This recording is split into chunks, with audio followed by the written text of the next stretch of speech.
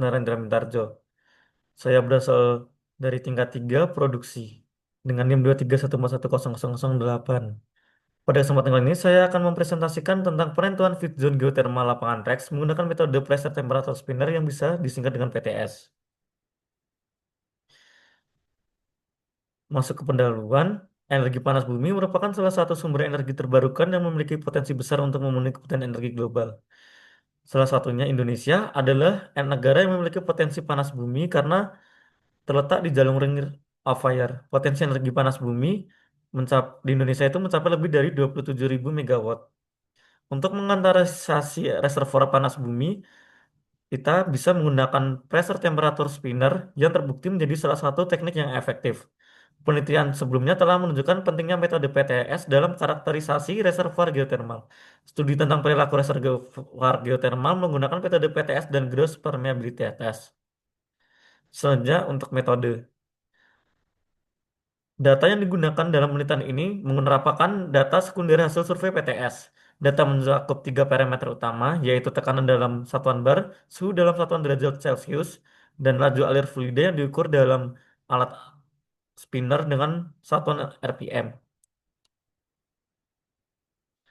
Gambar pertama adalah gambar di mana ini adalah merupakan salah satu rangkaian tools PTS. Dan untuk gambar kedua ini rangkaian yang real sebelum digabung dan digabungkan melalui unit wireline yang akan dapat diturunkan. Masuk ke hasil dan pembahasan. Zona produktif yang berada pada kedalaman 1069 hingga 1500 meter meter depth menunjukkan karakteristik operasi sumber yang aktif. Bisa dilihat langsung pada tabel yang akan saya sajikan pada saat setelah ini.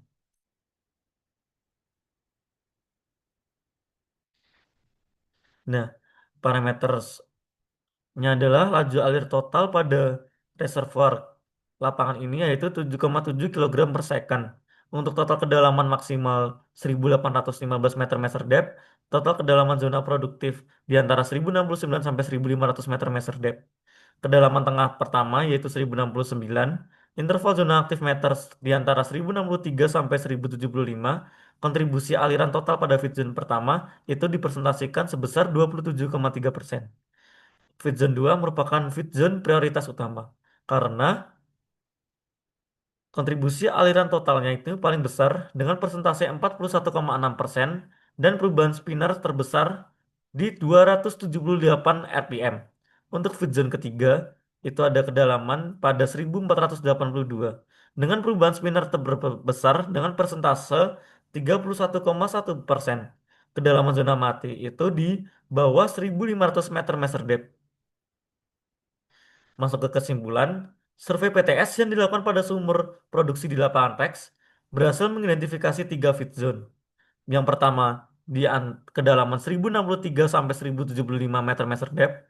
Yang feed zone kedua di antara 1356 sampai 1374. Dan yang ketiga 1474 sampai 1489 meter meter depth. Dengan total laju alir produksi 7,7 kg per second. Ditemukan zona mati di bawah kedalaman 1500 meter meter depth yang ditandai dengan tekanan konstan 67,99 bar. Berdasarkan hasil penelitian, disarankan untuk melakukan programasi desing dengan prioritas pada Vision 2. Karena pada Vision ini dominan 41,6% terhadap total produksi.